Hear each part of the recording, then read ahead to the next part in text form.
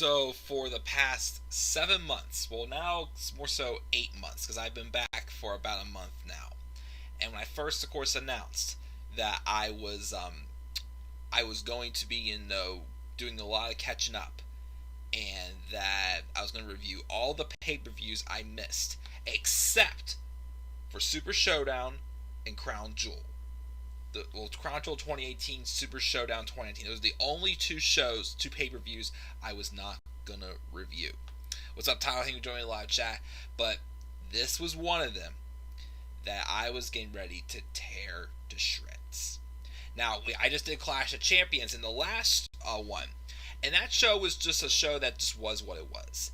It wasn't anything special. It was a skippable show, but to me, it wasn't a complete waste of time. It was only a show I'd watch one time. This show, Hell in a Cell 2019, to me, was the worst pay-per-view for WWE in 2019.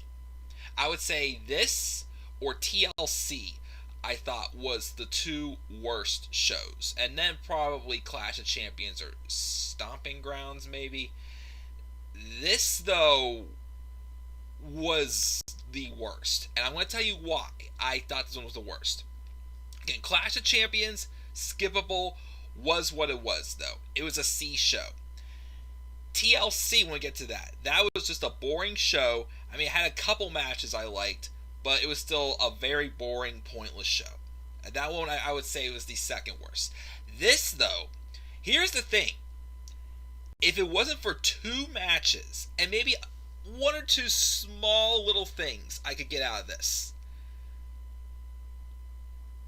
this show, what pisses me off about this show was that not only was the build lacking to it, there was almost no build to this show at all.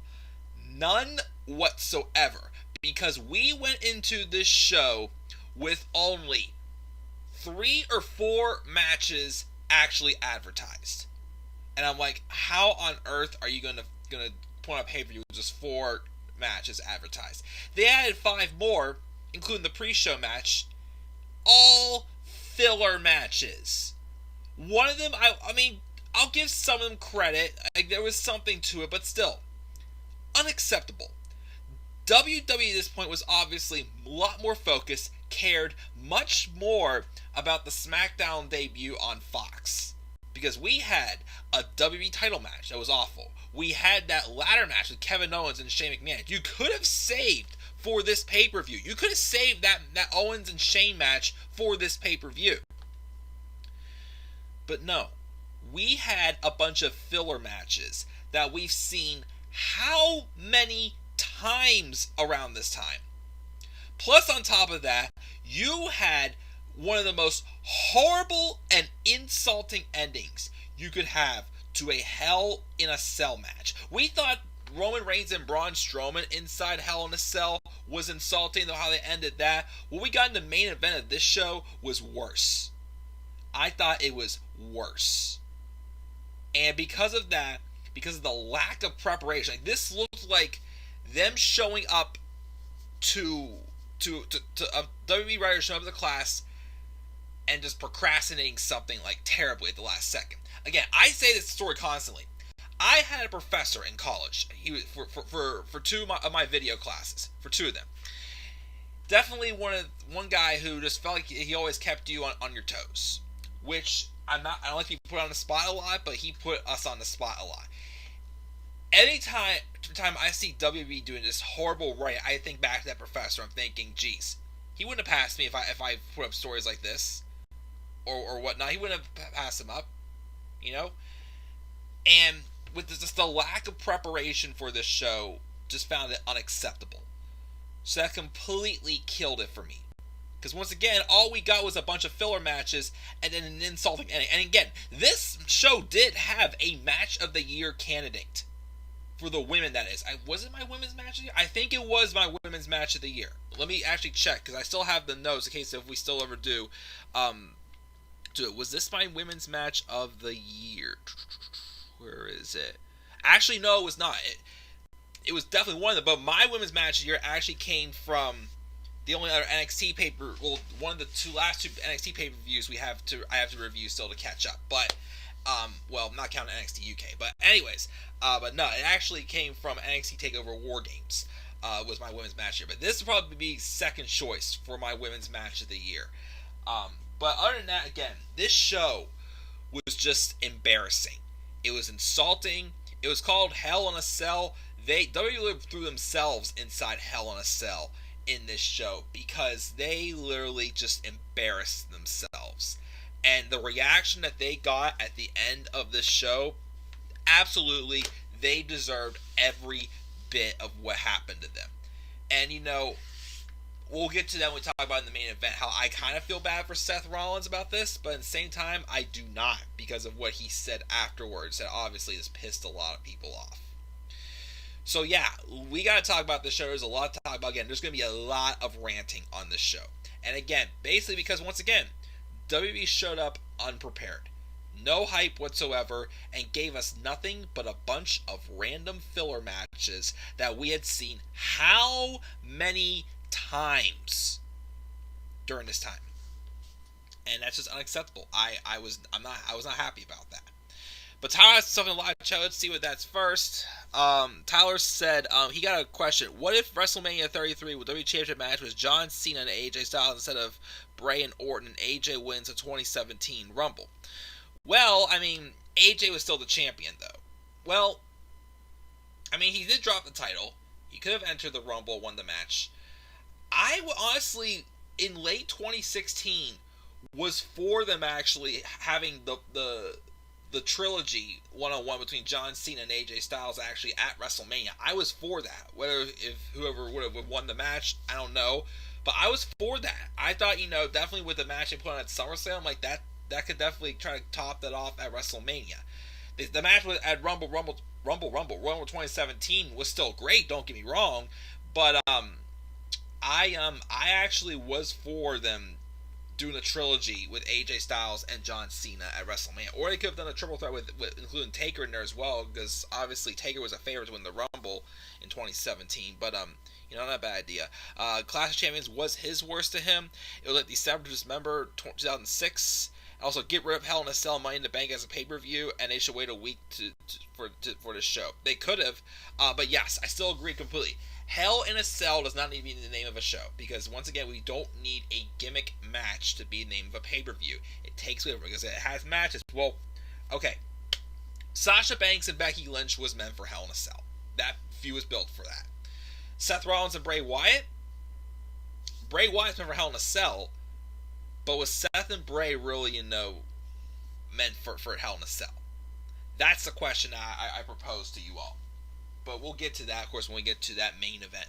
That main event that obviously put nuclear heat on WWE. It was literally the most backlash I have probably seen since Royal Rumble 2015. For sure. That's the case. But anyways, let's get rolling. And he also thought that WrestleMania 33 was disappointing. Yeah, looking back on it, I thought it was a good show when I first saw it, but definitely after seeing all the aftermath from it, it definitely wasn't as good as we probably made it seem like it was. But, I enjoyed it when I first saw it the first time, but then I can kind of see why people would want to be a big fan. But anyways, let's talk about this show. This unprepared pay-per-view that was my worst pay-per-view of 2019. So, our pre-show match was Natalya and Lacey Evans. These two had faced each other already like 5 times already between SummerSlam and Hell in a Cell. And it was the same thing all the time. I didn't get the storyline at all. It was just Natty and Lacey going back and forth with the sharpshooter, I just remembered it was. Again, I didn't watch this match, of course, and Natty won by submission.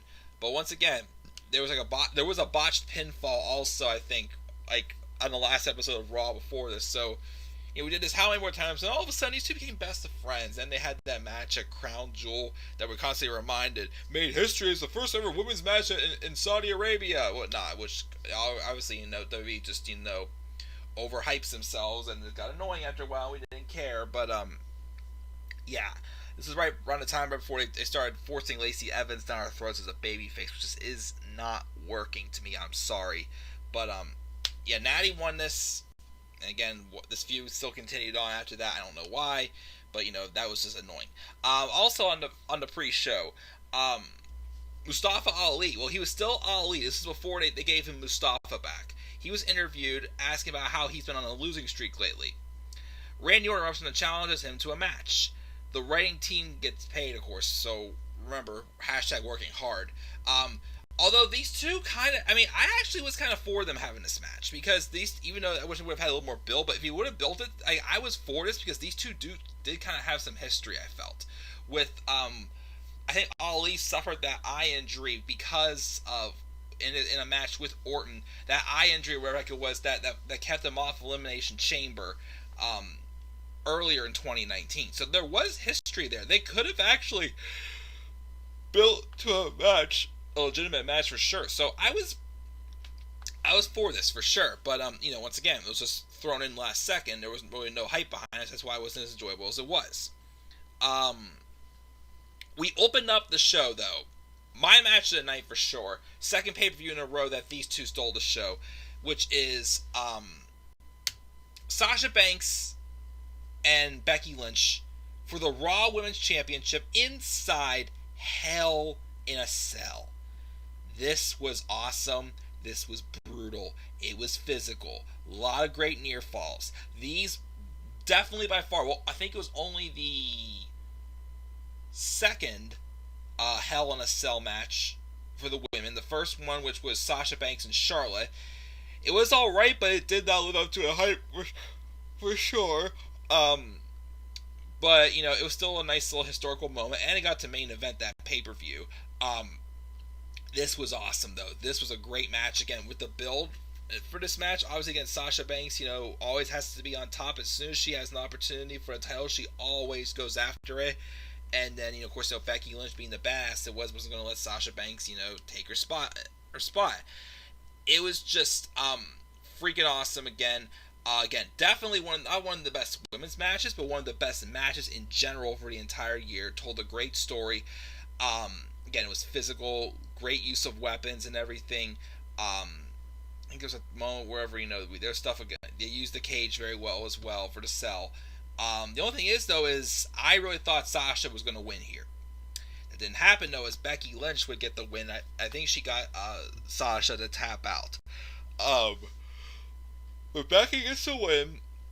Again, still amazing, though.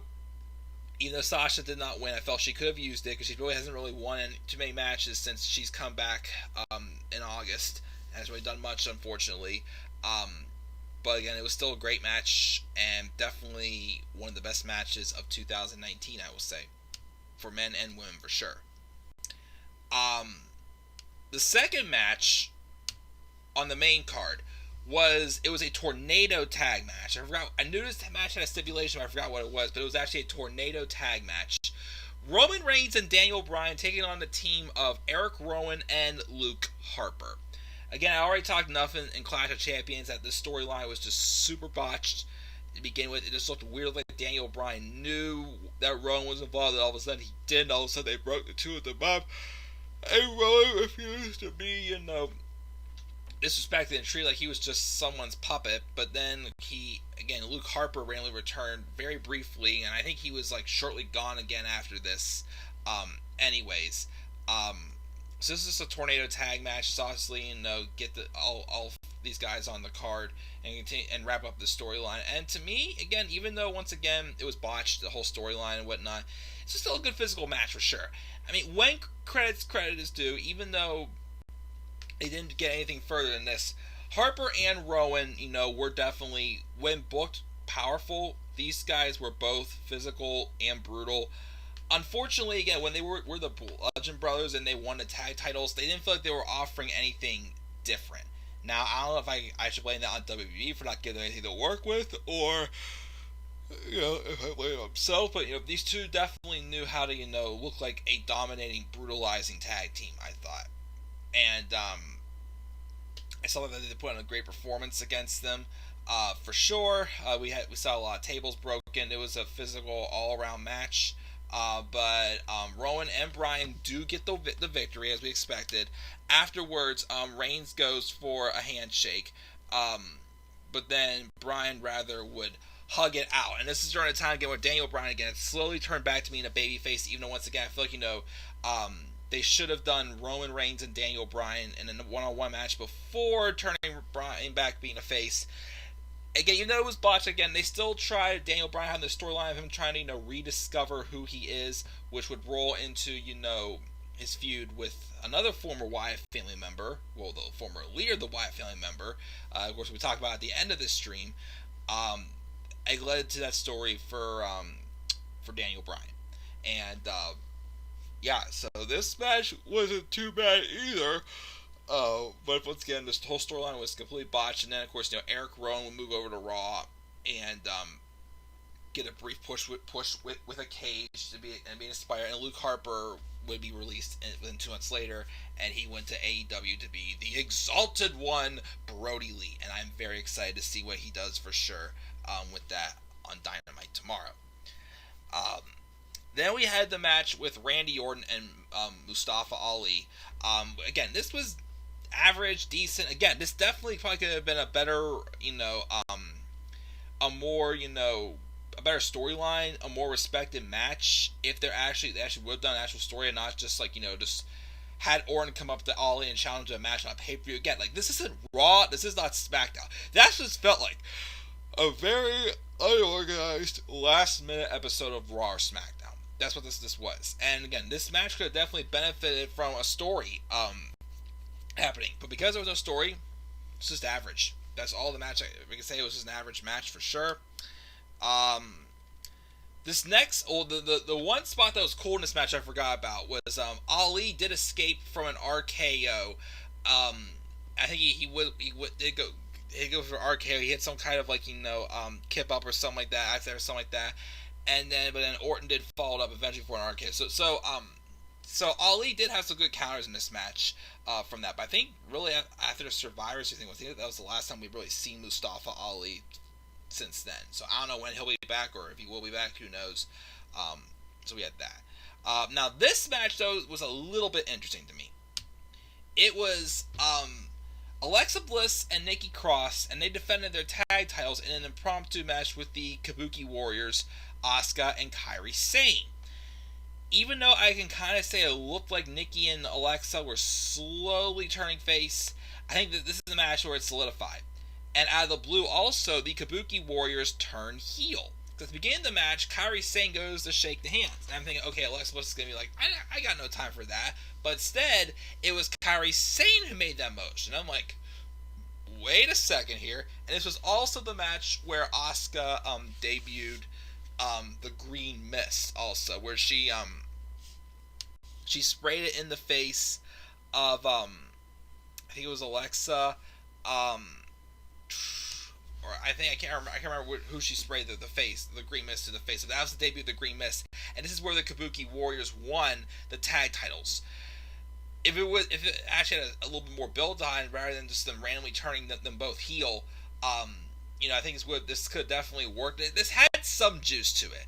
But once again, like I said, it was impromptu, it was thrown together last minute, but, it kind of started, it kind of lit the fire a little bit back in Asuka again. And I will say that the Kabuki Warriors run as tag champions, even though, once again, the women's tag titles are absolutely pointless, I think it's been beneficial to Asuka. It's helped her kind of get back on track. She's not where she was when she was undefeated. But I think it's really taking a downfall for Kairi Sane. I don't think Kairi Sane can pull off being a heel. She just doesn't have the look. She's just not intimidating. I just personally think she's much more better as, the babyface, the Pirate Princess. And heck, this WrestleMania was supposed to have a Pirates theme. She could have, this could have been like a WrestleMania moment for her or something like that. They could have done like Asuka and Kairi Sane or something like that here in some ways. But it's unfortunate. It's not what happened. And but yeah, this was the start of the Kabuki Warriors run as the women's tag champions, and now we're going to be probably seeing this match again at WrestleMania. Don't know why, but whatever. Who knows? This is just random filler like this show was in general. Alright, Here comes another disappointment. Another match we've seen how many times? We had a 6-man tag match. It was the OCs, Gallows and Anderson, and at the time, the United States Champion, AJ Styles, taking on the Viking Raiders and a mystery partner. I'm like, okay, you know what would really, really be awesome? Will be a really awesome surprise. About a month or a few weeks before this happened, it was right after, this was the week before, the new draft, like the superstar shakeup again, because it fixed things up again, because that stupid wild card rule. And obviously the rumors were for John Morrison to be coming back. I'm like, you know what would be awesome? Have the third member of the Viking Raiders team be a surprise the surprise returning John Morrison, and set up a feud with John Morrison and AJ Styles for the U.S. title on Raw. Boom! Awesome. I literally just made a simple booking decision, and it would have been awesome, right? If there was going to be no true surprise, why was this third opponent a surprise? Because it ended up being Braun Strowman. I know around this time they kind of had like a mini feud with AJ Styles and Braun Strowman, having a couple U.S. title matches in September that they had, but there never really was a conclusive winner, just a bunch of, disqualification finishes and whatnot. But, like, what was the point of, I guess that's what I hate. What's the point of a surprise opponent if it's just someone we just saw last week? That bothers me, and it boggles my mind. And, of course, again, we've seen the Viking Raiders and the OC have how many matches at this point? It was just, it was stupid, and I did not care at all. And, I believe the babyfaces won. Yeah, the babyfaces won. Oh, they won by disqualification also. Like, what was the point of this? Again, filler. At least most of the other filler matches had a finish. This one was filler and just had a DQ just because. Why? What was the point of this? You had a surprise opponent end up being someone we've seen how many times already. We've seen the match between OC and the Viking Raiders times anyways, and it ends in the DQ. Why? Who cared? I didn't care, and I'm pretty sure none of you all cared as well. And I do not blame you. Let's check the live chat. I haven't checked it for a while. Tyler, what's going on, man? He says, I will never like WrestleMania 33. That was before the worst draft ever. Yeah, because it basically was just nothing surprisingly. Everybody else is going back to where they were before the wild card rule happened. I was planning to review this show, but I did not do it. Oh, I guess I don't blame you for sure. It was like when Rikishi run over Stone Cold with Triple H in 99 and 2000. It was crossed to Asuka spitting the mist in the face. Okay, thanks for clarifying. And WrestleMania should be canceled. I think WrestleMania just should be postponed. It should be postponed. Too big for one night. We're going to hear that how many times. That's a Vince idea, guys. You know it's a Vince idea when it's just oversaid. Because he is full of his ego. Oh, I haven't said this one for a while. Guys, remember when I used to say this to quote, the man who's taking on The Fiend this year? Get over your ego. That's a direct message to Vince McMahon. I'll say it one more time. Get over your ego. But yeah, stupid match. Again, I don't know why this happened, especially if it ends in a DQ. Who cares? And of course, this was lead eventually to the OC being crowned the greatest tag team in the world because of a stupid trophy that they had to do in Saudi Arabia. Again, who cares? As that and that dumb trophy they had in that gauntlet match at Super Showdown. Who cares? So we had that. Then we had the next match, which was Barn Burner itself. Chad Gable, when he's slowly becoming Shorty G. And I've already ranted about Shorty G how many times. Literally, it's so stupid. Taking on King Corbin. It's a shame. These two, I thought, actually, that the King of the Ring finals match between these two, I thought was actually pretty good. I thought it was a very good match, told a really good story, and Baron Corbin actually came across as an effective heel in the match. But this match was slow. It was boring. We'd seen it how many times this one once again. And this was as Chad Gable was slowly transforming into Shorty G. Why? Because Vince loves it. Oh, he is short. He is 5'9". Andrade is 5'9". Rey Mysterio is 5'6". Lio Rush is 5'6". Daniel Bryan's 5'10". Who else? There's a bunch of other guys who are just short. Dave Mastiff in NXT UK, who's like 324 pounds. He's only 5'10". He's like only an inch taller than Chad Gable. But no, Vince has to make him into a comedy act because of what he thinks he is. And now he's literally running around with some Space Jam outfit. It says G on it. And he also got buried by Sheamus. Way to go, WWE. You know, way to go. You literally just ruined another top star. That's all I can say about this match. The next match was one of the few announces. Again, the only match I think that were announced ahead of time for the show, before the filler matches were added, were Sasha and Becky in Hell in a Cell, the Tornado Tag with Bryan, Rowan, and Harper, the main event, Rollins and Wyatt inside Hell in a Cell, and this match, the SmackDown Women's Championship with Bayley and Charlotte Flair. This match was kind of a snooze fest as well. Don't remember much from it. All I remember was that this is when Charlotte won her 10th Women's Championship, which I was surprised. But I liked what happened after the match. After the match, you know, the crowd was booing Bayley and whatnot, and Bayley started had a meltdown. I remember when I said in Clash of Champions review, and when I did my Bayley turn alert, that I was fine with how they booked Bayley her first month as a heel, before she went full on heel. The following Friday of the draft on SmackDown, after the first SmackDown after Hell in a Cell. Again, I was fine with them keeping Bayley's ponytail and having her act like she still loves the crowd and whatnot, because once again, it was building the heel heat on her, and it was Bayley just purely, just trying to say, hey guys, nothing has changed, but it was her obviously living under Sasha's dark cloud.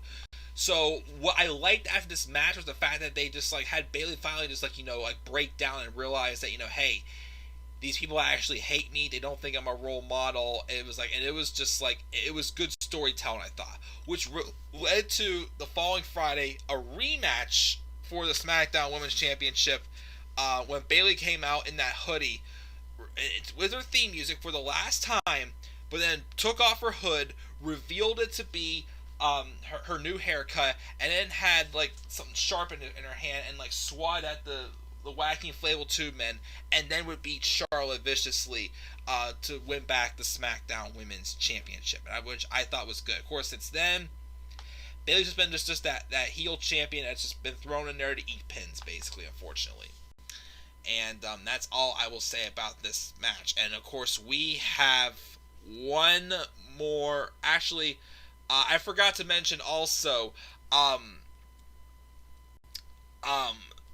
Tamina apparently was on the show, and she won the 24/7 title from Carmella, who had turned on Truth. Well, just to be funny, and won a title off of Truth. But Truth's like, it's okay as long as one of us have it. That's all that matters.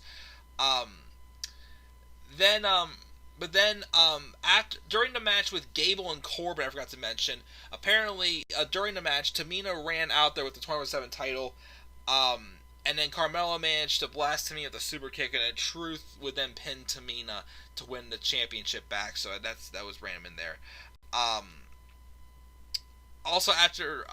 Before we got to the main event, we had a backstage interview with Chad Gable telling Caleb Braxton that being Corbin tonight proved that he was the bigger man, because they're trying to make the short jokes again, which annoyed me crazy. And then Corbin just attacked him, making it look like his win was just a fluke, which was so stupid. But yeah. So now let's get to the biggest elephant in the room. The main event of this show. Seth Rollins versus The Fiend, Bray Wyatt, for the Universal Championship inside Hell in a Cell. I'll say this. I know a lot of people, with or without that finish, still did not like this match. And I can understand why. I think they made The Fiend look too powerful too soon. Yes, this is a match The Fiend should have won. I agree. But they didn't have to have Seth Rollins hit 12 curb stomps on The Fiend. And it was not enough to keep him down. I get that. That was too much.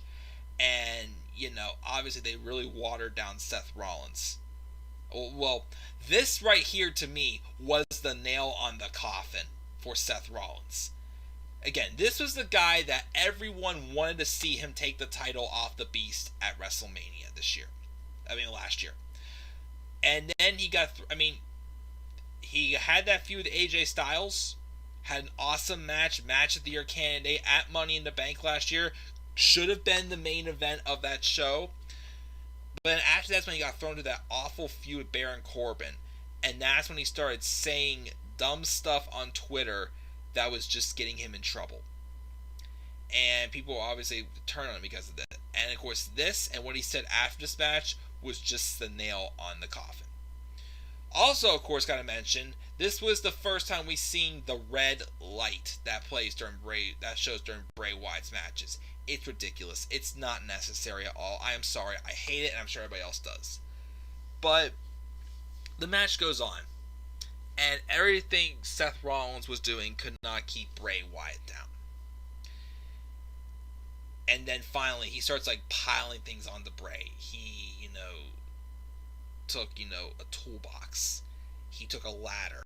He took chairs. He did anything to start piling it down on Bray Wyatt just to keep him down.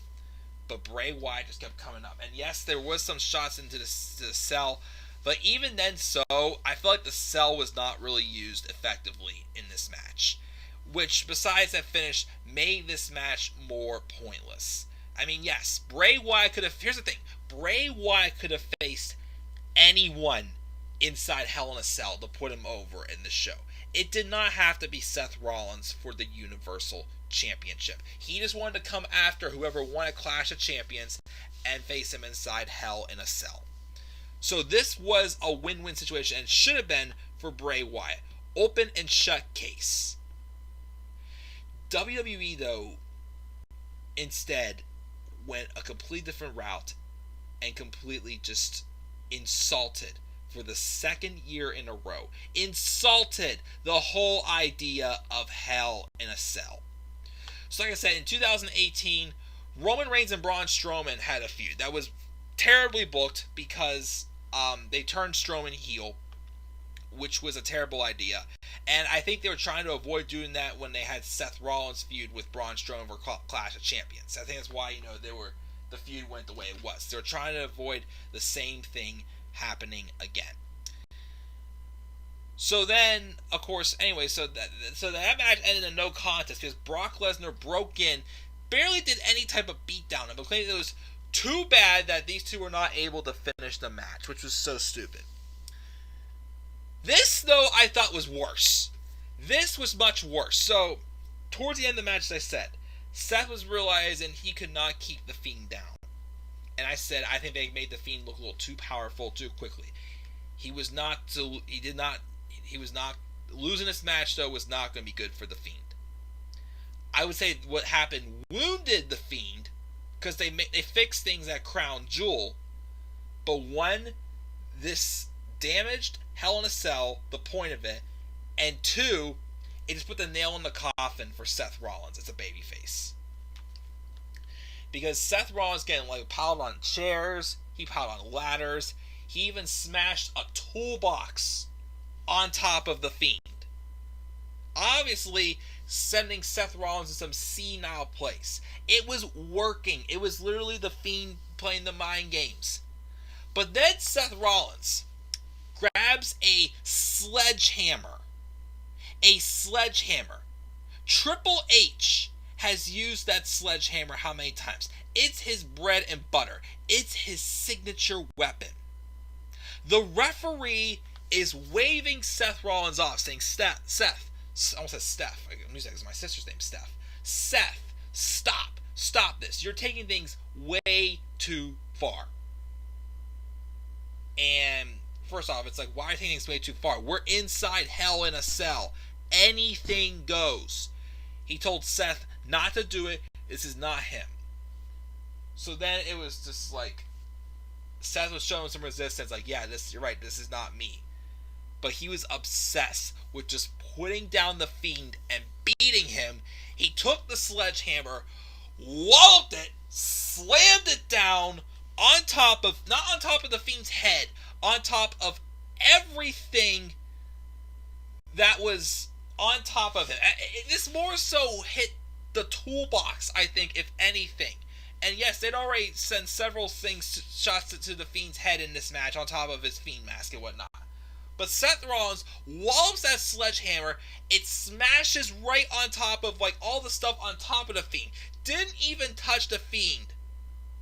And the referee called for the bell. The referee stopped the match. And WWE can try to hide it all they want. This was obviously a disqualification. But they called this match stoppage because Seth Rollins went too far. What happened to anything goes inside Hell in a Cell? What happened to, to that? What happened to, just the sledgehammer being legal to be used? Plus two, he didn't hit the Fiend, it hit the freaking weapons on top of it. And if you're saying the match stopped because Seth Rollins went too far, obviously that's a disqualification. But WWE will not say, no, it was not a disqualification, it was match stoppage. What was the reason to stop the match anyways if the Fiend was able to, stand up and be strong afterwards anyways and choke out Seth Rollins with the fake blood that they had Seth Rollins choke out with that was just so fake. And they're like, oh, well, we stopped the match, we couldn't take the title off of him right now, but, look, see, he's so strong, We're not stupid, Vince. We are not stupid. We may not have been in this industry as long as you. We may not be ones who have been written sports entertainment shows as long as you. They suck now because you write everything. Everything has to be all about you here. And you literally not just made the Fiend. Well, you wounded the Fiend. I would say the Fiend wasn't the biggest loser in this. Seth Rollins flat out looked like the biggest loser in this because one, the Fiend kicked out like 12 curb stomps, and two, he went on Twitter afterwards, and he said, I think Mick Foley would have benefited from having his match stopped when he fell from Hell in a Cell, would have put a lot more years on his career. That was an iconic moment that made Mick Foley the legend he was. Like, when I went back and after all this has happened, I went back and watched that 365 special from Seth Rollins. And he talked about how, yes, he wants to, do things his way. He wants to, support the fans and whatnot. But, he also mentioned how, this company has done a lot for him.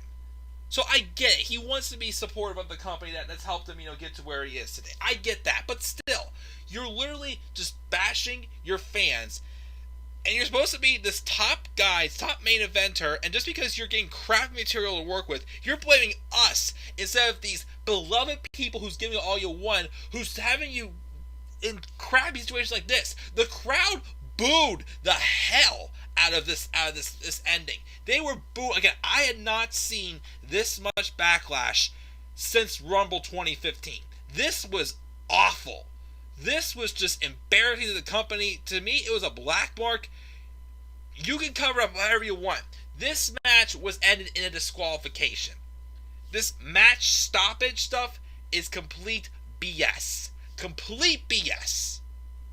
If you didn't want either of these guys losing, then they should not face off. There was no need for Seth Rollins and Bray Wyatt to come head to head here. Again, if you wanted to put over Bray Wyatt, have him go inside Hell in a Cell with someone else that could benefit from being inside Hell in a Cell, but two, can take a loss if you didn't want to take the title off of Rollins yet.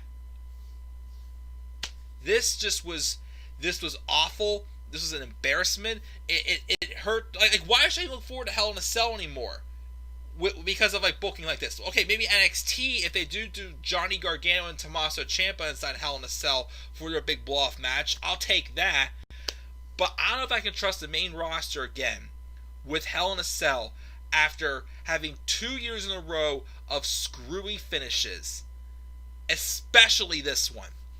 Match stoppage. Give me a break. It was a disqualification. You can cover up all you want. Oh yeah, then of course at Crown Jewel, when they did have the match wherever Bray Wyatt won the match, it was falls count anywhere, but the match can't be stopped for any reason. Then wasn't the same thing for Hell in a Cell? Like, what if Seth took it too far again? What if he used the sledgehammer again? What if he smashed the toolbox with the sledgehammer again? Like, they could have done much worse taking things too far. They wouldn't have stopped the match. But yet Seth Rollins uses a weapon that Triple H had used how many times in his career? Smashed a toolbox on top of the Bray Wyatt's stomach, and that caused match stoppage. He took it too far. Makes no sense. Then, of course, they burned down the Firefly Funhouse, and then it just magically appeared next week. Again, this feud had no point to it. To me, one of the worst feuds also of 2019. Seth Rollins and Bray Wyatt, unfortunately. I just still do not understand what the heck was WWE thinking. And Vince is apparently laughing backstage about his reaction. It's all game to him. It's all fun and games. As long as he's got his money and his viewership and his numbers, because every week, the WWE out this, the WWE outdid that. How often do you see AEW bragging about how them outdoing people? Huh? Vince McMahon, WWE. Get over your egos. So yeah, I've been waiting for months to come back to YouTube and to be able to rant on this show, and especially this match. And I got exactly what I wanted, and I got it all out. With that being said, guys, that is the end to my Hell in a Cell 2019 review. It was, if I mentioned earlier, it took place at the Golden One, where is this? The Golden One, I forgot to mention this, it's place in Sacramento, California, the Golden One Center in Sacramento, California. And again, if it wasn't for, if it wasn't for those first two matches, and maybe with kind of the Kabuki Warriors winning, I like that. Again, Orton and Ali kind of had something going if they would have actually had an actual story to it, but with the lack of preparation, if it wasn't for the first two matches with the Hell in a Cell with Becky and Sasha, and I also thought the Tornado Tag match was fun, this show would have gotten an F. But because of those two matches, I'm giving the show a D. A flat D for this piece of garbage.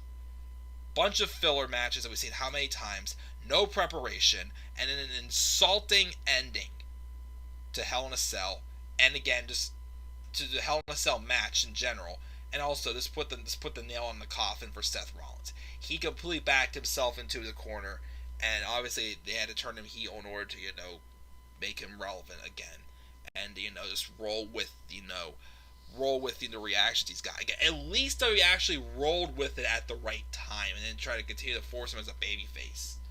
But yeah, terrible show. Absolutely terrible, and I don't plan on ever going back and watching this show ever again, unfortunately. Maybe I'll watch it again for Sasha and Becky, but I am not watching this show unless, my life was put on the line or something here, let's put it that way. But, let's check the live chat and see who we got before we leave. And I actually do have the graphics ready for Full Gear and for NXT TakeOver War Games 3. So I'll try to review those two shows before I go to bed tonight, actually, if I can. That way I'll get a good chunk of these reviews done, and we still have a decent amount left. After this, we'll have Survivor Series, TLC, NXT UK TakeOver Blackpool 2, Rumble, and Chamber. So 5 pay-per-views reviews left, I believe it is. Actually, when we do get to Rumble, since every year I'm to keep up with my Royal Rumble recap and review series from the retro series I did for Royal Rumbles, I will do the one from the 2019 Rumble matches. I'll do that one. It's not gonna be live, but I will do that one then as well, as I didn't get to do it in January. But so let's check the live channels before we go off the air, because Tyler has stuff in the live chat. Jerry Lawler went back to the Raw announce booth.